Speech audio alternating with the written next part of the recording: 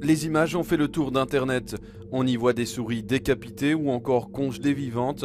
Aujourd'hui, la VUB réagit et annonce une série de mesures. Les procédures de contrôle, aussi bien à l'interne qu'à l'externe, sont beaucoup mieux garanties. On travaille aussi sur l'éducation et la formation des chercheurs, c'est-à-dire qu'on les informe beaucoup plus des nouvelles manières effectivement d'effectuer des recherches sur les animaux. L'université promet aussi de rénover l'animalerie actuelle et d'en construire une nouvelle, mieux adaptée aux conditions du bien-être animal.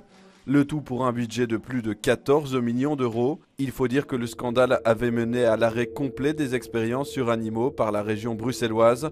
Aujourd'hui, des expériences ont repris, mais la région promet un contrôle externe via un comité déontologique. Le comité déontologique sera composé à 50% des personnes externes, mais aussi de notre administration, c'est important, des inspecteurs vétérinaires, mais sera aussi composé de 2 membres du conseil du bien-être animal. Donc ces gens vont bien surveiller à ce que le bien-être animal soit respecté.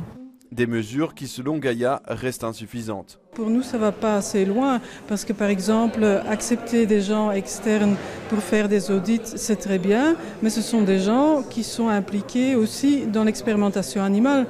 Donc, c'est un peu bizarre. La région prévoit aussi plus de vérifications dans les laboratoires. Depuis la diffusion de la vidéo en novembre dernier, 2 contrôles ont eu lieu dans les locaux de la VUB.